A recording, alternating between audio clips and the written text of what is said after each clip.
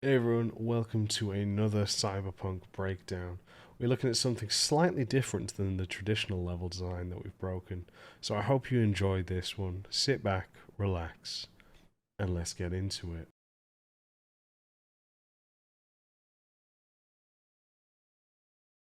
Hey everyone, and welcome to this of another breakdown of my work on Cyberpunk. I thought I'd show something a little bit different today. We've already done a brief run on one of the minor quests and how I've approached that design. But I want to do something slightly different here. I want to be talking about the mini stories that we created and provided over in the world of Cyberpunk.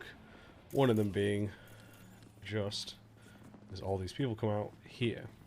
We're talking about some of the things we thought about, why we designed it, and kind of the approach with there. But to best make it look good, let's skip some time till about here. So, for those you don't know, this depends on each studio, obviously, what you're working on. But, jeez Louise.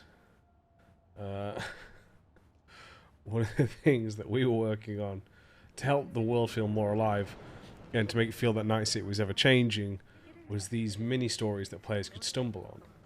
And now we have one, as I mentioned, just over here. But one of the things that we tied in was this truck and van here.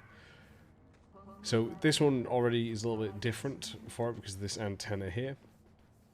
But one of the things that we were looking to do here is with the fact that Kuroshi has a headquarter, I believe, just somewhere around here. I'm really bad in terms of my memory. Yes, just over here. We had that of other companies trying to hack into their network to steal information. So we created it with this over here. Now one of the things that we tried to do is have obviously the body here connecting where you see later as we gain more information is about that of this truck with an antenna connecting with them for this. So even better for me. So we have some blood splatter, we have this hatch open so it looks very different already to the other. One of the things that I'll say is a bit of a shame is we didn't get when I say this isn't me blaming anyone, the lighting artists were just extremely busy when we were given this. And each of us LDs was given a different district to work on to try and make sure, as I said, different stories could take place. This is only one and this takes place, if I'm remembering correctly, in Westbrook, I believe. It's Charter Hill as well, to be specific. So this is one of mine. I had 3 in total districts to plan. And what I liked about this was, again, showing the corporate espionage kind of at action. Let me come down here.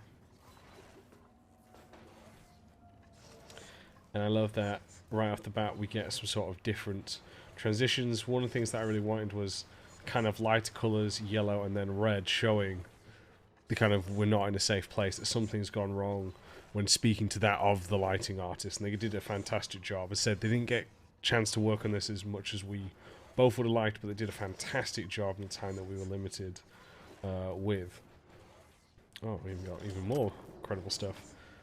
So as you see, we can see that people have tried to come hack in. One of the things that we tried to show was, again, see wires connected, different tools, laptops, all of that to show that, hey, they're in there and they're in this area they shouldn't be. As you see, this came in, dropped down, killed them, but some of them were able to take it out, but sadly none of them made it from here. There we go. Let's read this. So we worked alongside, as I mentioned, lighting artists generally and the narrative designers as well. Environment artists would come on a little bit later, but they just didn't have much time for us. So one of the things we had to do was kind of try use spaces that were already existing. Now I kind of pushed it a little bit by having this space, just because there wasn't anything here to begin with. We weren't allowed to really add anything, and I came in and asked for this kind of like hidden off the beat path. But luckily we had, again, great environment artist. Mihao was working with me on this one, and he was able to turn my grey box into something memorable. And again, we were limited on what kind of poses we had, so we had to kind of make it look readable from everything. And environmental storytelling is such an important thing. Like, we get instantly from this here what killed them, from the understanding to what was killed them up there. The fact that they all look like netrunners and are heavily geared out with cyberware, you can kind of see what they were doing. And then working alongside the narrative designer, as they would give us the brief, we would talk about kind of what we thought they were, the space they were looking for. They would give us instructions as well, and breaking this down. Now again, I really like this one. One of the things that we wanted to do, but didn't get much of a chance to, was that of the. I wanted this ladder to be. We have some of these shoot down ladders. I wanted it to be that, but hey ho. But yeah, as I said, I like that the vehicle related to that. Sometimes this one, I can't remember. We have it where it doesn't always show. I think you have to do something, but I'm trying to remember what it was to activate it. So this wouldn't always be there, depending on it, for that. But one of the things that I'll say about stuff that I wish I could have improved upon, just me personally, and again, this is down to time. I should have made this entrance stand out a little bit more. Maybe put some, I don't know about going Naughty Dog yellow. As you said, the lighting artist did a great job, but you can kind of see it doesn't stand out so much. And again, I'm not blaming lighting artists. That's something just due to time. I think what I should have done is probably push this and rotate it this side so you can get better sight of the body over here as well. I think other things we could do is having more effects around here as well to again highlight that. With that, this space again, environment artist and light artist did a phenomenal job. Really well done. There isn't much more. I think we did alright with kind of the environmental storytelling, making sure they had the correct equipment, headsets, tablets, all of that. Some VFX with stuff sparking out we added as well.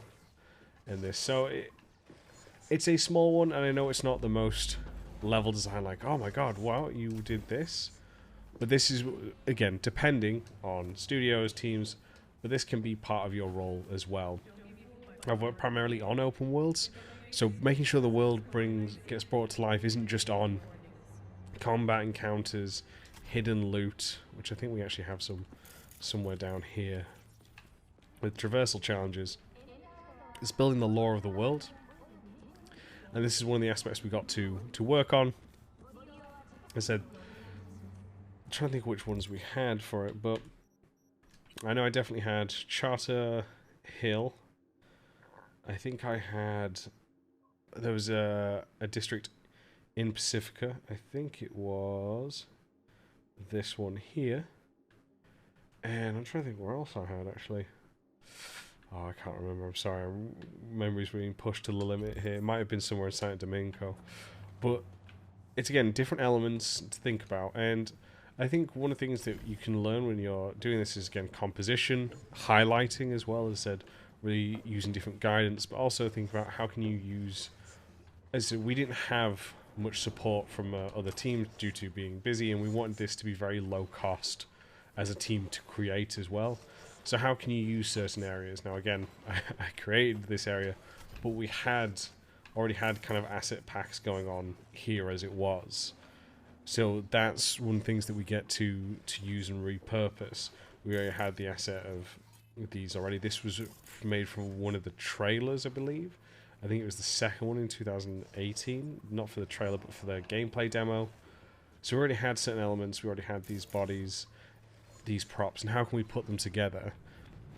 Elements like that, and then communicating with different teams. I said narrative design isn't my discipline, but getting to work with narrative designers, think about how they design helps in many different ways. I do like that blue around it though there. So yeah, something small. I know again it's not super crazy with the level design, but there's multiple routes to it. Made sure that we tried to highlight it. The team with the people I worked with, from Mihao, Maxim, and really sorry here, I can't remember the narrative design because it switched partway through this production here. But this was a fun little one I got to do, and one of the ones that I'm more proud of with the space that we made. So I hope that you've enjoyed this kind of little little lesson in a different element of that of level design and what part of the role can entail as well. So thank you very much. I hope you've enjoyed this, and take care. See you soon.